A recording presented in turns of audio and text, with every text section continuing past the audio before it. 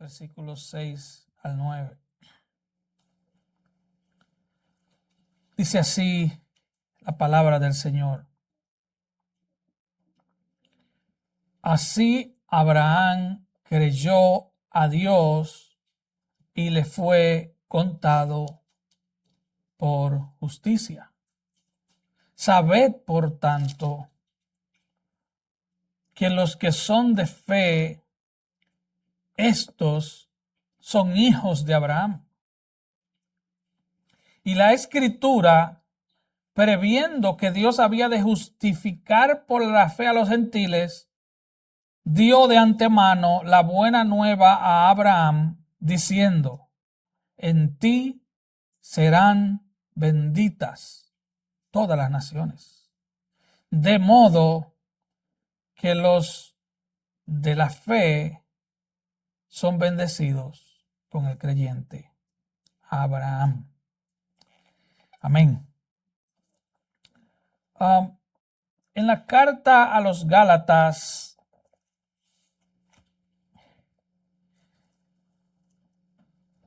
el apóstol Pablo presenta una batalla frontal contra los que quieren pervertir el evangelio.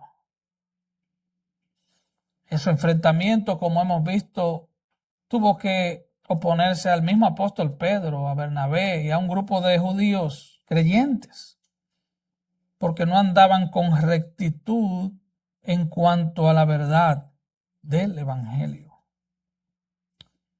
Como alguien dijo, el diablo pone todo su empeño en detener el avance del evangelio. Si no puede detenerlo, tratará de cambiarlo. Si no puede cambiarlo, tratará de mezclarlo. Si no puede mezclarlo, tratará de reinterpretarlo. Si no puede reinterpretarlo, tratará de diluirlo. Si no puede diluirlo, tratará de distraernos en otras cosas. Llenar nuestros programas de actividades sociales, culturales, y que no le prestemos al evangelio la atención que debemos prestarle en la iglesia. Hermanos, el evangelio no es el ABC de la vida cristiana. El evangelio es la vida cristiana. Necesitamos el evangelio para vivir como cristianos.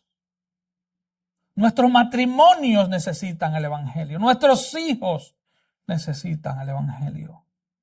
Como empleados necesitamos el evangelio. Como jefes o supervisores necesitamos el evangelio. Como personas que habitan en diferentes lugares necesitamos el evangelio. El evangelio es la vida nuestra. Es la buena noticia de Cristo. Contemplar a Cristo, su persona, su obra perfecta de salvación a favor de pecadores indignos, esa es nuestra vida. En la medida en que contemplamos con asombro las bellezas de nuestro Salvador en el Evangelio, en la predicación del Evangelio, iremos pareciéndonos más y más a nuestro Salvador por medio del Espíritu de Dios que habita en nosotros. Pablo lo dice en 2 Corintios 3:18. Por tanto, nosotros todos, mirando a cara descubierta, como en un espejo la gloria del Señor, por el Evangelio, somos transformados de gloria en gloria en la misma imagen del Señor, como por el Espíritu del Señor.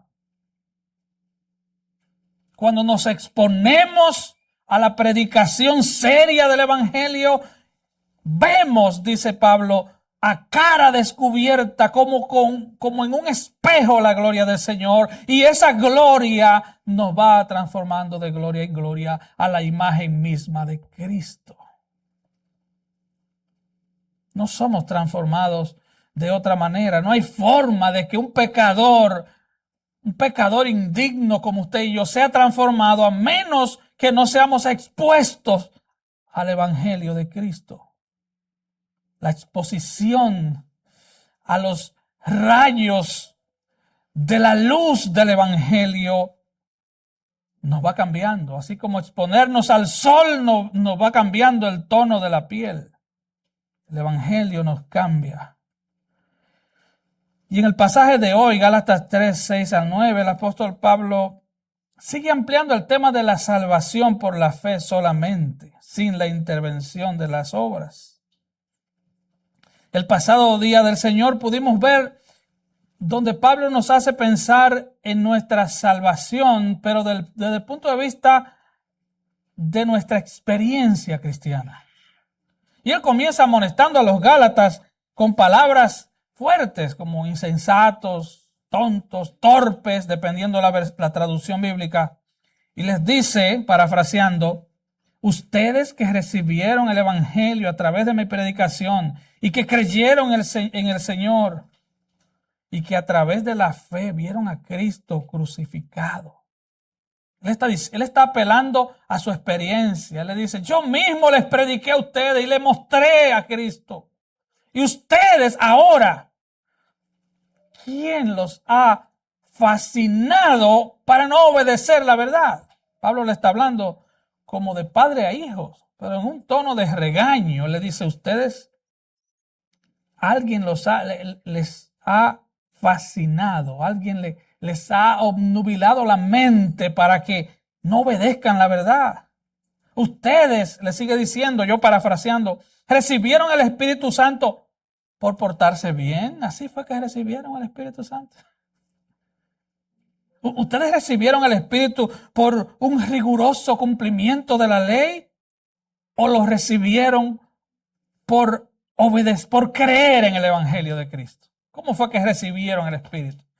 Y él está confrontando en cuanto a su origen en la salvación. ¿Cómo fue que recibieron el Espíritu? Lo recibieron porque a partir de ese día comenzaron a portarse bien. Tan insensatos son, sigue él diciendo, que habiendo recibido la salvación solo por la fe, por creer, ahora pretenden perfeccionar su vida cristiana y sostenerse por su propio esfuerzo. Ustedes están tratando de crecer en su vida cristiana y de llegar al cielo por la escalera de su propio esfuerzo. Así es que ustedes piensan llegar. Todas estas experiencias de gozo y probablemente de persecución han sido en vano. Esas son las preguntas, yo parafraseando, que vimos los versículos 1 al 5. Pero ahora en los versículos 6 al 9, Pablo trae una defensa de esta enseñanza usando las Escrituras. Pablo se va al Génesis, usando el ejemplo del creyente Abraham. Y por eso hemos titulado este sermón El Evangelio y el creyente Abraham. Porque comienza diciendo, así Abraham creyó a Dios y le fue contado por justicia, tomando una cita de Génesis 15, 6. Debemos entender, hermanos, que la vanagloria, la altivez, el orgullo son una contradicción en criaturas que son totalmente dependientes, criaturas limitadas, criaturas caídas como usted y yo. Pretender ganarse la salvación o perseverar en el camino cristiano por nuestra propia fuerza es una terrible evidencia de orgullo. Porque recuerde, como decíamos anteriormente, el que tiene el poder se lleva la gloria. Si tu salvación, al fin y al cabo, depende de que tú decidiste por Cristo, tú pasaste al frente, hiciste una oración, tú mismo te sostienes como cristiano, tú no vives en dependencia del Espíritu Santo, en oración, en la palabra, en la congregación. entonces la gloria te pertenece a ti. Tú vas a pretender llegar al cielo un día y decir, Señor, Señor, aquí estoy, yo estoy aquí porque yo hice mi mayor esfuerzo. Es más, yo me gané estar aquí. Tú sabes lo que va a pasar, ¿verdad? Vas a ser avergonzado totalmente. Porque la Biblia enseña una y otra vez que la salvación es una obra de Dios de principio a fin. Somos salvos por gracia, somos salvos por gracia a través de la fe. Y ambos, Efesios 2 nos da testimonio de eso. Ambos, la gracia y la fe, son un regalo de Cristo. Tú no puedes decir, oh, yo recibí la gracia porque es que tengo una gran fe. Sí, pero ¿quién te dio la fe? Mire, a lo más que usted puede llegar naturalmente hablando, carnalmente hablando, a tener fe, es a montarse en un avión y decir, creo que no se va a caer. Usted confía en un piloto que nunca ha visto. O a sentarse en esa silla y creer que la silla va a soportar su peso. A ese tipo de fe solamente podemos llegar nosotros. No podemos ni someramente pensar que podemos tener fe en un Dios que no hemos visto de manera natural. Pedro dice, a quien amamos sin haberle visto. ¡Wow! Eso sucede por fe. El apóstol Pablo entonces trae aquí a Abraham como testigo, como una ilustración de la salvación por la fe sin la intervención de las obras. Y vamos a ver por qué Pablo usa la vida de Abraham para ilustrar estas verdades. Lo primero es, Abraham proviene de una familia de gente idólatra. Te dirá, pero Abraham es el padre de la fe. Sí. Sí. Pero si usted lee Génesis, del 11 en adelante, se dará cuenta que Abraham era de una familia de gente idólatra, probablemente fabricante de ídolos, habitó en una cultura totalmente pagana. Josué 24:2 nos dice eso. Y dijo Josué a todo el pueblo, así dice Jehová, Dios de Israel, vuestros padres habitaron antiguamente al otro lado del río, esto es Taré, padre de Abraham y de Nacor, y servían a dioses extraños. Ahí vemos, eran idólatras. Así que aquí vemos a Abraham, un hombre pecador, que no aportó nada para obtener su salvación, así como nosotros, sino que solamente creyó en las promesas de Dios. En una exhortación a los corintios sobre la necesidad de presumir lo que nos ha sido dado por otro, refiriéndose a los dones, Pablo les dice a los corintios, 1 Corintios 4:7, porque ¿quién te distingue o qué tienes que no hayas recibido? Y si lo recibiste, ¿por qué te glorías como si no lo hubieras recibido? Hermanos, es una insensatez jactarnos con algo que nos ha sido dado por otro. Porque si alguien nos lo dio, significa que yo estaba en necesidad de eso, que no podíamos obtenerlo por nosotros mismos. Ser cristiano, decir yo soy cristiano, nos delata. Desde que tú dices soy cristiano, quedas delatado. Lo que eso significa es, soy un pecador merecedor del infierno, pero Cristo murió por mí y me perdonó. Eso es lo que significa ser cristiano. No hay causa de orgullo ni de jactancia. Soy un pecador indigno. Es una necedad, entonces, presumir algo que tenemos, pero para lo cual estábamos incapacitados. porque necesitábamos que nos dieran eso, porque éramos inútiles, como dice Pablo en Romanos 3, en cuanto a recibir de Dios, en cuanto a buscar a Dios, porque nadie busca a Dios, dice Pablo en Romanos 3. Pablo entonces le está escribiendo en esta carta a las iglesias de Galacia porque estaban cayendo en la jactancia. Pues después de haber sido salvos por pura gracia, ahora querían perseverar y ganarse el favor de Dios por su propio esfuerzo. Ahora, tengo que aclarar que esto no significa que yo viva una vida cristiana sin ningún esfuerzo. No, porque a la gente a veces le gustan los extremos y dice, no, como todo es por gracia, me voy a acostar a dormir y que el Señor haga lo que Él quiera porque fui salvo por gracia.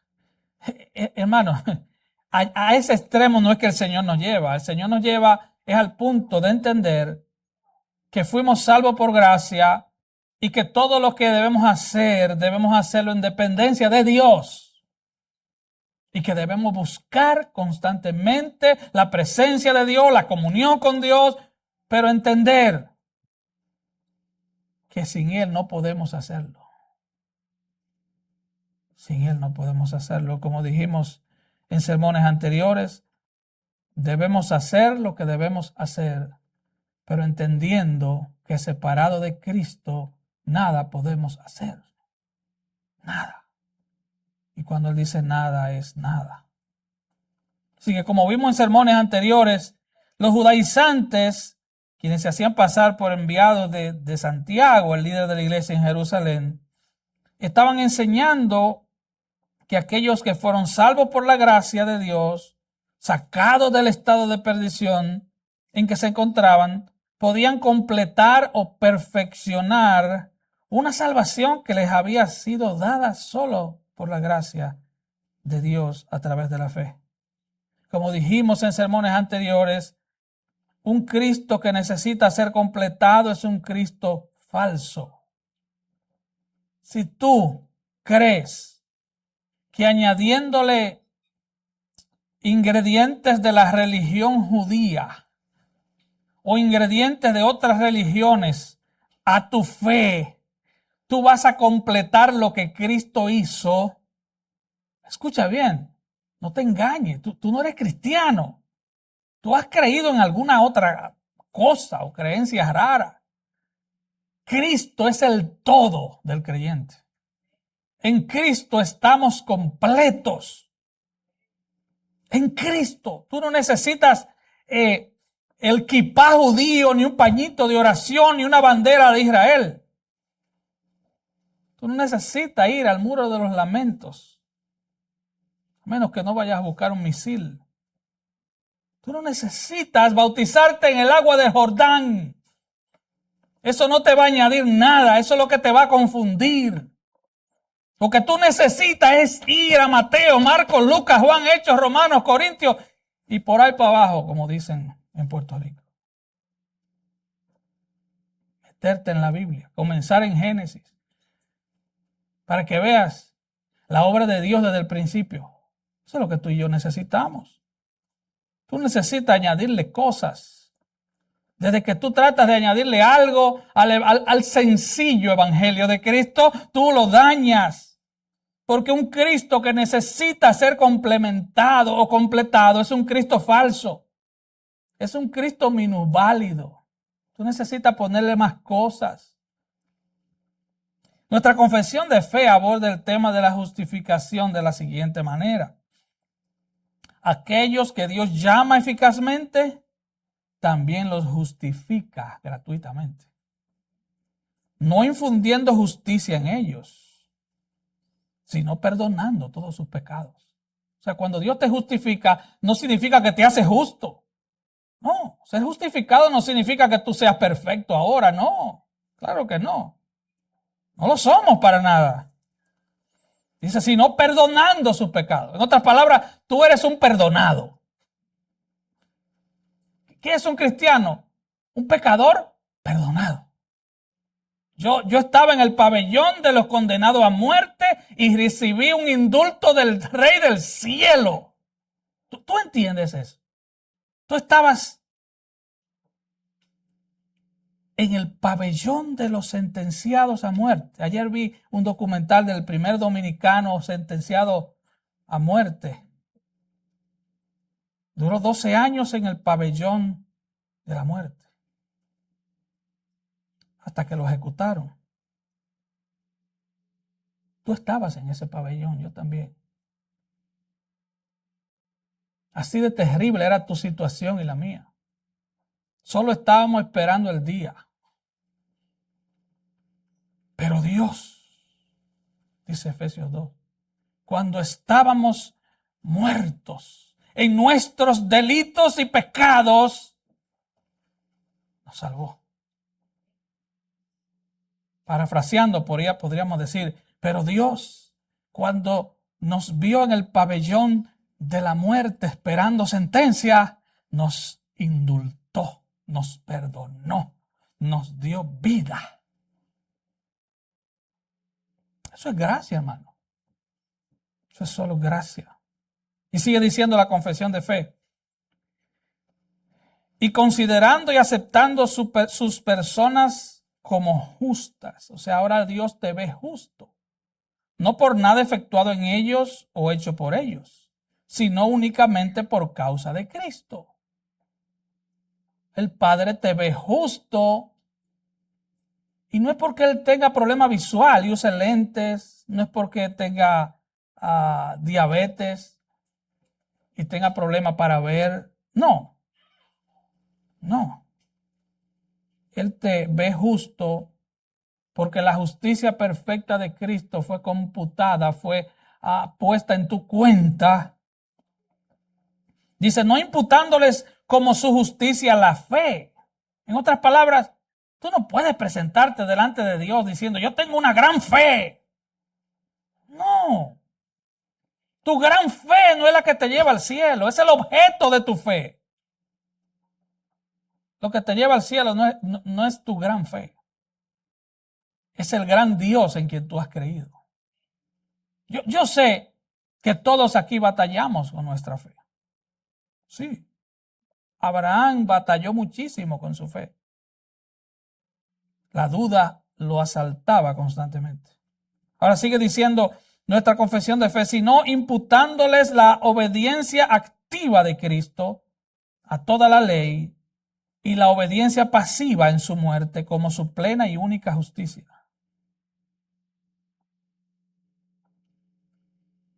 Así que jamás debería un creyente presumir y levantarse en autosuficiencia sobre una salvación en la que nada tuvo que ver. Soli Deo Gloria, solo a Dios la gloria. Ese es el lema de los reformadores, que no debería olvidársenos. No debería olvidársenos, y mucho menos en cuanto a nuestra salvación. Así que en nuestro pasaje de Gálatas 3, 6 al 9, Pablo pasa de la experiencia de la conversión a la evidencia objetiva de la palabra de Dios. Y él pasa a citar las Escrituras para mostrarle que la salvación por gracia a través de la fe solamente no es un asunto solo de experiencia, sino que es un asunto de las Escrituras, que viene desde allá, desde el Génesis. Y es por eso que Pablo trae este personaje, no solo importante para los creyentes de todos los tiempos, sino sobre todo para los judíos, para los judaizantes, que atacaban el verdadero evangelio predicado por los apóstoles. Y para los judíos de este tiempo que todavía atacan el evangelio, que no han creído en Cristo. Se cuenta que en Israel en la nación de Israel hay apenas cerca de un 2% de evangélicos. Ellos rechazan a Cristo en su inmensa mayoría. Veamos el versículo 1, a ver si nos da tiempo a desarrollarlo. La salvación de Abraham. Veamos la salvación de Abraham. Dice así: Abraham creyó a Dios y le fue contado por justicia. Los judaizantes se jactaban de que eran descendientes de Abraham, como si la salvación depende de alguna circunstancia biológica. Como si nacer hijo de alguien te diera puntos extra para la salvación. ¿Entiendes? No, es que yo nací en el Evangelio. No, tú naciste hijo de padre cristiano que te llevaban obligado a la iglesia. Son cosas totalmente diferentes. Bueno, eso tiene ciertos puntos en el sentido de que si tus padres son cristianos, se supone que te van a enseñar y a modelar la palabra de Dios. Pero en cuanto a tu salvación personal, eso no te anota ningún punto. Tú un día, joven que estás aquí, niño que estás aquí, te vas a encontrar cara a cara con Dios. Nos lo dice el apóstol Juan en el Apocalipsis. Vi a los muertos grandes y pequeños de pie ante Dios. Todos compareceremos ante el tribunal de Dios. No importa si eres hijo de un pastor o eres hijo del más impío de los hombres. Te vas a encontrar cara a cara con Dios. Vas a ser juzgado personalmente. En el Evangelio de Juan, capítulo 8, si usted puede ir allá, sería bueno. Porque vamos a ver varios textos del capítulo 8. Vemos cuán alto era el orgullo de los judíos por su origen étnico.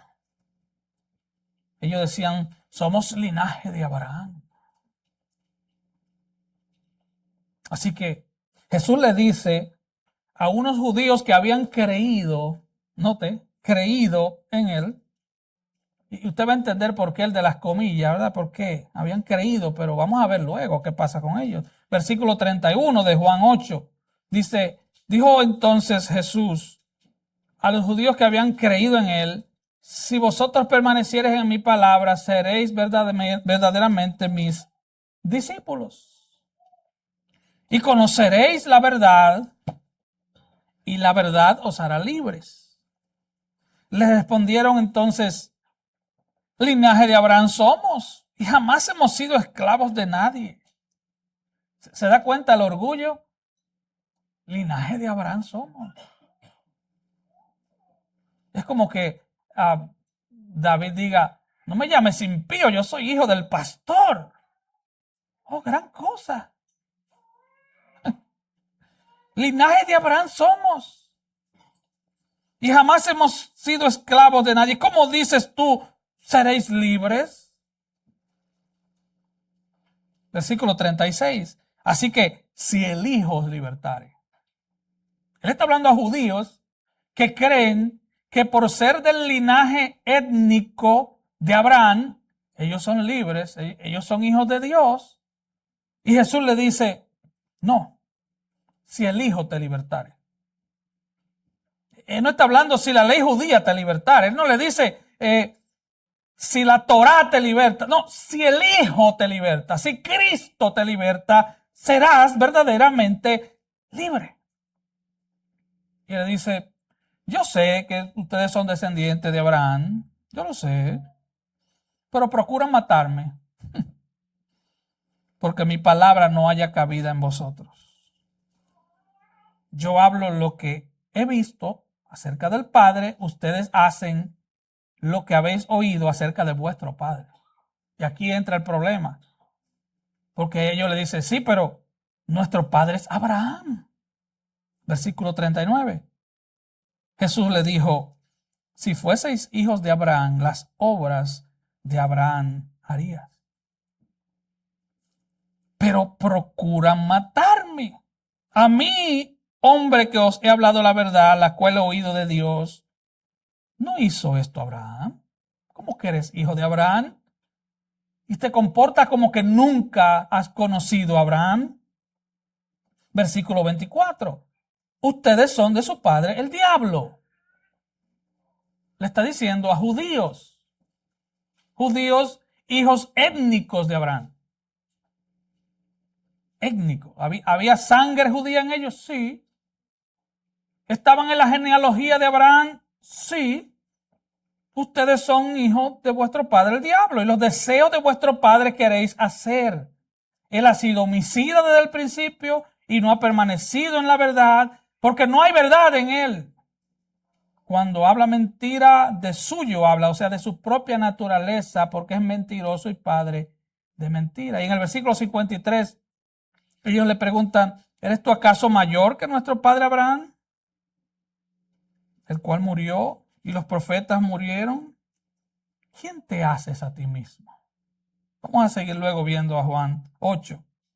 Pero desde ahí podemos ver un enfrentamiento. Y Pablo comienza esta sección de Gálatas citando Génesis 15:6. Los que llegaron temprano vieron que yo leí Génesis 15. Dice, y creyó a Jehová y le fue contado por justicia. Pablo aquí pone el énfasis en la fe de Abraham, no en su fe y su origen étnico. Dice, creyó a Jehová, creyó.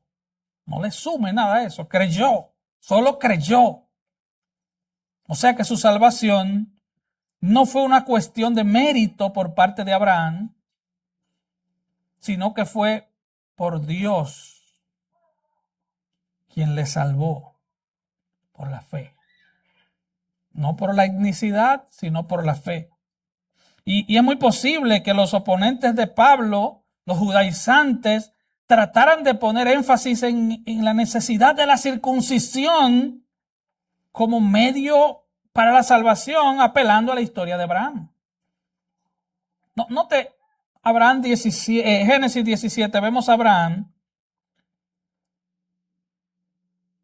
Dice versículo 23, entonces tomó Abraham a Ismael, su hijo, y a todos los siervos nacidos en su casa, y a todos los comprados por dinero, a todo varón entre los domésticos de la casa de Abraham, y circuncidó la carne del prepucio de ellos en aquel mismo día, como Dios le había dicho.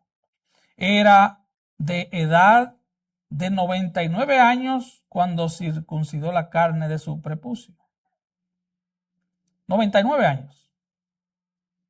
Ahora, si usted usa la matemática y lee desde el capítulo 11 al 17, donde hemos leído, se dará cuenta que Abraham se circuncida más de 25 años después de haber creído. Más de 25 años después de haber creído. Él caminó por fe todos esos 25 años. Todavía no se había circuncidado.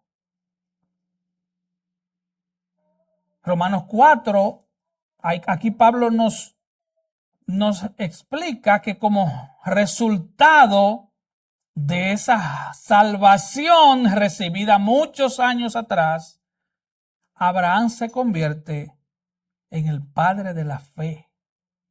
Todavía no se había circuncidado y ya era el padre de la fe, tanto de judíos como de gentiles. Romanos 4:9. Ahora bien, ¿es esta bendición solamente para los judíos o es también para los gentiles incircuncisos? Estoy leyendo la Nueva Traducción Viviente. Como venimos diciendo, Dios consideró a Abraham justo debido a su fe. Pero ¿cómo sucedió esto? Versículo 10. Se le consideró justo solo después de ser circuncidado o fue antes. No sé si está entendiendo. Él fue declarado justo 25 años después cuando fue circuncidado o fue antes. Es evidente que Dios aceptó a Abraham antes de que fuera circuncidado. La circuncisión era una señal que Abraham ya era una señal de que Abraham ya tenía fe y de que Dios ya lo había aceptado y declarado justo antes de que fuera circuncidado. Ahora, en términos modernos, ¿significa que yo soy salvo cuando me bautizo? No, claro que no.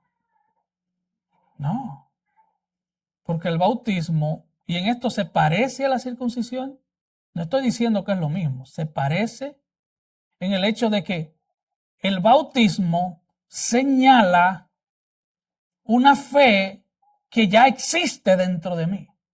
El bautismo es una señal de que ya yo he creído en Cristo.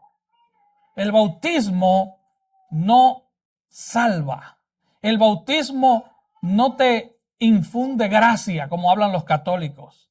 El bautismo no hace nada de eso. El bautismo es una señal. Así como la circuncisión era una señal étnica para los judíos de la familia de Abraham, del linaje de Abraham. Note que el llamado es a Abraham y a toda su descendencia. Ahora, Romanos 4, versículo 1 en adelante, dice, humanamente hablando, Abraham fue el fundador de nuestra nación judía. ¿Qué descubrió él acerca de llegar a ser justo ante Dios? Que si sus buenas acciones le hubieran servido para que Dios lo aceptara, habría tenido de qué jactarse. Pero esa no era la forma de actuar de Dios. Pues las Escrituras nos dicen, Abraham le creyó a Dios y le consideró justo debido a su fe. Versículo 4, cuando la gente trabaja, el salario que recibe no es un regalo, sino algo que se ha ganado. En otras palabras, cuando tú trabajas para la salvación, cuando tu salvación es fruto de tu esfuerzo, si se pudiera, que no se puede, pero si la salvación fuera fruto de tu esfuerzo personal, entonces tú te ganaste el cielo. Tú podrías llegar al cielo tumbando la puerta diciendo, hey, ábranme, que yo he trabajado demasiado, yo tengo casi 30 años sirviéndole al Señor y ¿qué es lo que pasa? Ábranme ahí rápido. ¿O sí? Pablo dice, yo he trabajado más que todos ellos, hablando de los otros apóstoles, pero no yo, sino la gracia de Dios en mí. ¿Se da cuenta? Trabajo en el Señor, pero entender que es su gracia, que no soy yo, que es su gracia. Eso nos ayudará a mantener un bajo perfil, eso nos ayudará a mantenernos humildes. Tú no puedes hacer nada sin Cristo.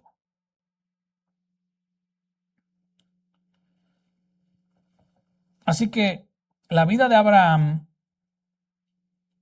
en cierta manera, es una ilustración de la forma en que los hombres en todas las edades han alcanzado la salvación. Vemos la fe en Dios, una fe firme pero no perfecta en Abraham. Vemos su obediencia a la voluntad de Dios, una obediencia sincera pero tampoco perfecta. Abraham obedeció porque creía, no al revés. Su obediencia a Dios demostró que su confianza en Dios era genuina. Recuerda, no somos salvos por obedecer. Obedecemos a Dios porque ya hemos sido salvados por fe. ¿Me están entendiendo? Tú no puedes poner la carreta delante de los caballos y decir yo voy al cielo porque yo obedezco. No. Tú jamás vas a obedecer a Dios si tú no has confiado en Él para ser salvo primero. Así que la obediencia no es un requisito para ser salvo, la obediencia es un resultado de haber recibido la salvación por fe en Dios. La fe de Abraham se puso constantemente a prueba. Dios se le aparece en Ur de los Caldeos en Génesis 11. Después se las aparece en Génesis 12 en Aram. Dios le había dicho, deja tu casa y tu parentela. Y no, él se va con toda familia. Y hace una parada. Y en esa parada se le muere el papá, Génesis 12. Y cuando se le muere el padre, entonces él sale de ahí, hacia donde Dios le dijo que fuera. ¿Y qué pasó? Que tampoco obedeció perfectamente, porque se llevó al sobrino Lot. ¿Sabe? Uno de los significados de la palabra Lot es retraso. Porque cuando tú no obedeces a Dios, lo que viene a tu vida es eso, retraso. Sí, eso le pasó a Abraham, el padre de la fe. ¿Se da cuenta? Era un hombre imperfecto. ¿Creyó a Dios y le fue contado por justicia? Sí. ¿Cómo te pasó a ti? ¿Tu fe es perfecta? No, nunca lo va a ser. No creas que lo va a hacer, nunca lo va a hacer. En Hebreos 11:8 dice, por la fe Abraham siendo llamado, obedeció para salir al lugar que había de recibir como herencia y salió sin saber a dónde iba. Salió por la fe. Y ahí es que él recibe esta maravillosa promesa de Génesis 12. En ti serán benditas todas las familias o todas las naciones de la tierra. Aquí nos habla de gentiles y judíos. Aquí nos habla de mexicanos, puertorriqueños, peruanos, colombianos, guatemaltecos. Aquí nos habla de hondureños y hasta de dominicanos. Aquí nos habla de todas las naciones. En ti, en tu simiente, refiriéndose a Cristo, en tu simiente serán benditas todas las naciones de la tierra. Ahí está la promesa evangélica de Génesis 12. Aquí podemos notar entonces, una vez más, que Dios, al seleccionar a Abraham de entre toda la humanidad, tenía un propósito claro: salvar gente de todas las naciones. Llega Abraham a Siquem, en la tierra de Canaán, y ahí vuelve Dios y le dice, a tu descendencia le daré esta tierra.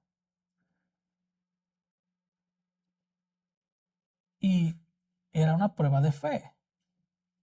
Número uno, los habitantes, los cananeos, no eran para nada hospitalarios. Y número dos, ¿cómo que me va a dar esta tierra a mi descendencia si tengo 75 años y mi esposa es estéril? Pero ¿qué dice? Que él creyó. Él creyó. Y dice, y construyó un altar a Jehová. Creyó. Después vemos en ese mismo capítulo 12 cómo él le miente al rey del lugar por miedo. Dice que Sara es su hermana siendo su esposa. Lo hizo 2 veces. Por eso no podemos idealizar a los hombres de la Biblia pensando que son superhombres. No, pecadores como tú y yo. Mintió 2 veces por miedo.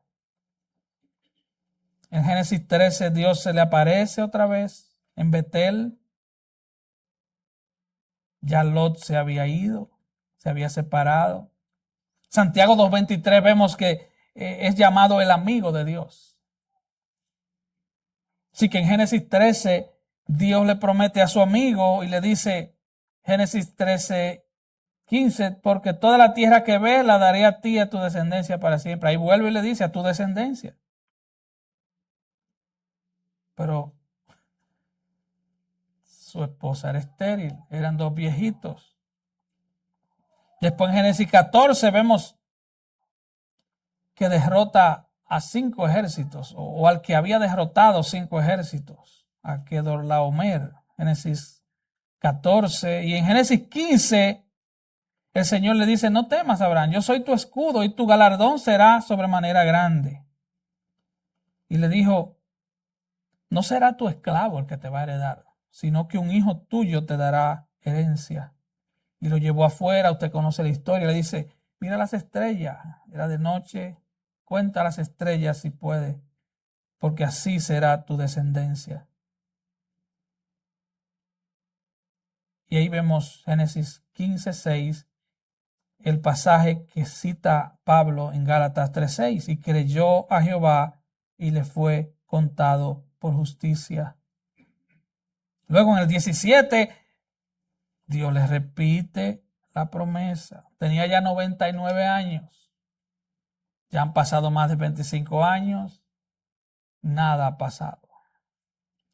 Lo único que ha pasado es que Abraham, con una fe que sube y baja, le ha creído a Dios.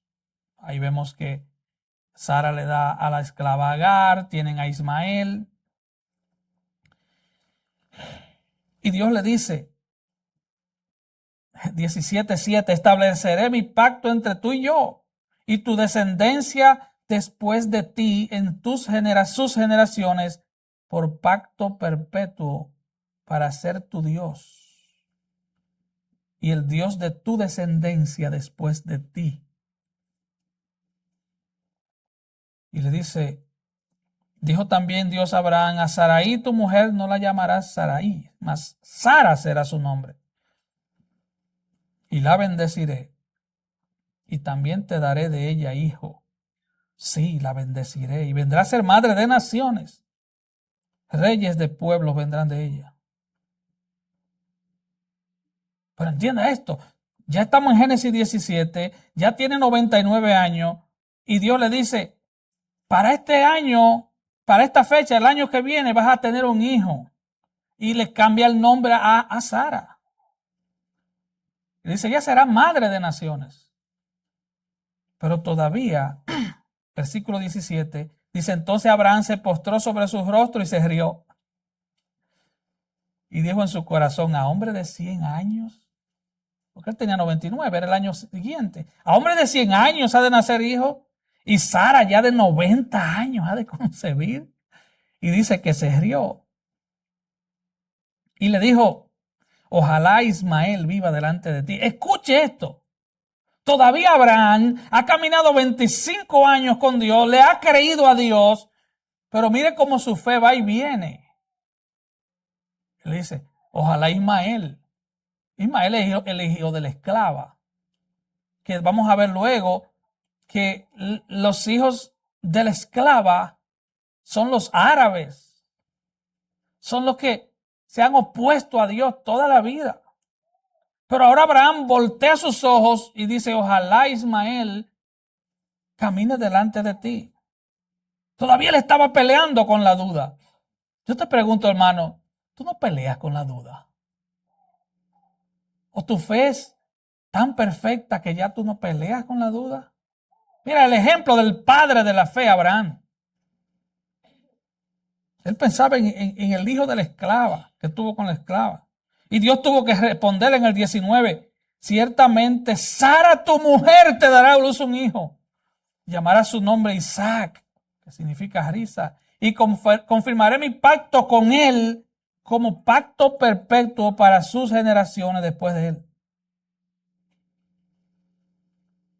Así que un poco de más de 9 meses después nace Isaac.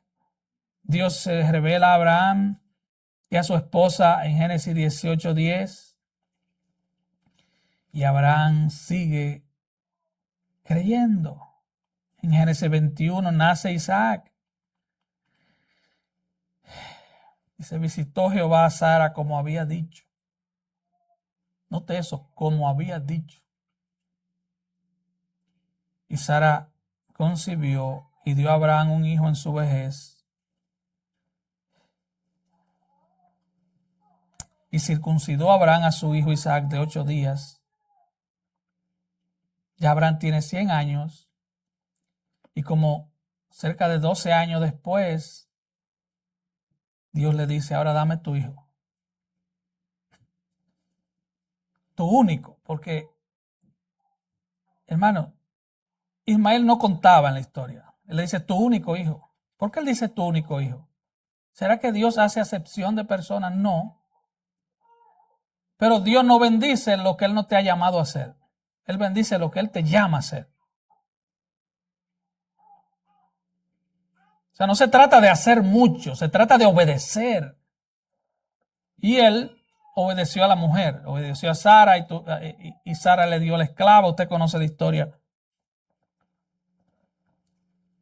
Toma ahora tu hijo, tu único, Isaac, a quien amas. Vete al monte Moriah, ofrécelo allí en holocausto sobre uno de los montes que yo te diré.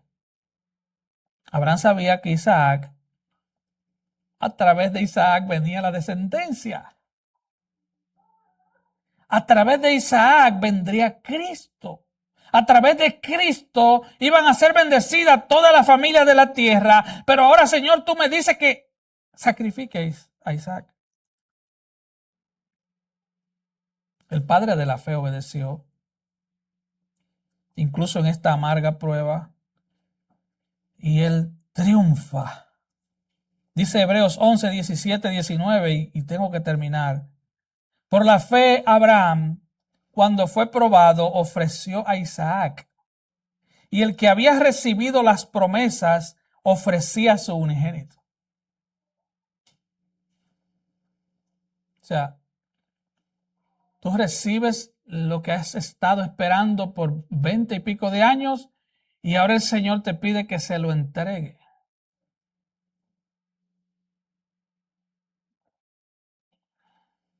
Yo te pregunto, ¿qué tú amas más? ¿Tú amas más tu bendición que al Dios que te bendice? ¿Qué tú amas más? ¿Al Dios que te bendice o la bendición que Él te da? Y dice Hebreos 11, 18, habiéndosele dicho, en Isaac te será llamada descendencia, pensando que Dios es poderoso para levantar aún de entre los muertos, de donde en sentido figurado también le volvió a recibir. Abraham creyó en la resurrección. Él pensó, él creyó que Dios podía levantarle de los muertos.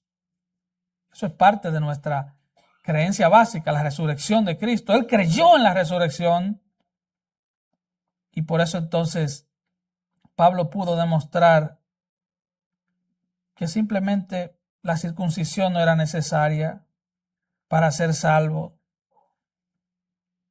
porque Abraham fue circuncidado muchos años después de haber creído. Ahora, a forma de conclusión,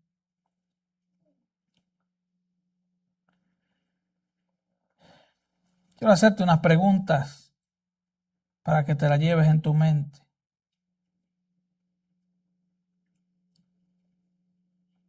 ¿Tú te recuerdas de dónde te sacó el Señor? Cada uno de nosotros tiene una experiencia diferente. A veces experiencias bien terribles, como tuvimos que tocar fondo para que abriéramos nuestros ojos, como la prueba nos golpeó tan duro que lo único que pudimos hacer fue voltear nuestros ojos al cielo. Hermano, recordar de dónde nos sacó el Señor nos ayudará a mantenernos humildes en este peregrinar. Eso nos ayudará a no mirar a nadie por encima del hombro. No, yo soy, ¿quién se cree este? No. Nos ayudará a no menospreciar la gracia que hemos recibido de Dios en Cristo. Ser salvos por la fe solamente es un recordatorio de nuestra pecaminosidad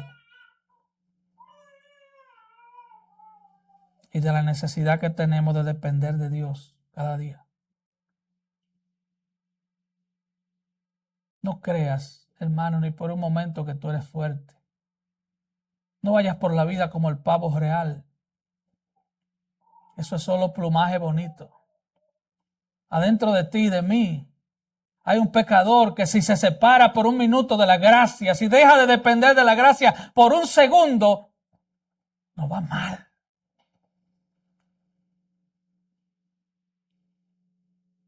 Eso de que Jesucristo me salvó y ahora yo voy para adelante. Terrible. Fuimos salvos por gracia y dependemos de la gracia de Dios para cada cosa. No creas que tu fe es tuya. La fe es un regalo que Dios te dio para que recibieras su gracia, para que recibieras a Cristo. Oh, hermanos, que el Señor nos ayude a mantener un bajo perfil, que el Señor nos ayude a entender que no podemos separarnos de Él, que nosotros necesitamos a Dios, que Él no nos necesita a nosotros, pero nosotros a Él sí. Si tú estás caminando sin Cristo, ven a Cristo en este día en arrepentimiento y fe. Es la puerta de entrada a la gracia, arrepentimiento y fe. Es una puerta de 2 hojas. Una se llama arrepentimiento y otra se llama fe. Y si tú piensas en tu mente y dices, bueno, es que yo pienso que soy bueno, yo no soy tan malo como mi tío fulano. Entonces este mensaje no es para ti. El evangelio no te puede ofrecer nada a ti. El evangelio es para pecadores. El evangelio es para gente que sabe que es pecador, que es una criatura necesitada. El evangelio es para humildes, porque al altivo Dios lo mira de lejos, porque su orgullo les repugna.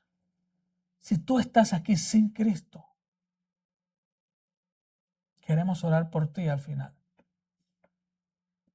Queremos orar por ti. No te vayas sin Cristo esta mañana.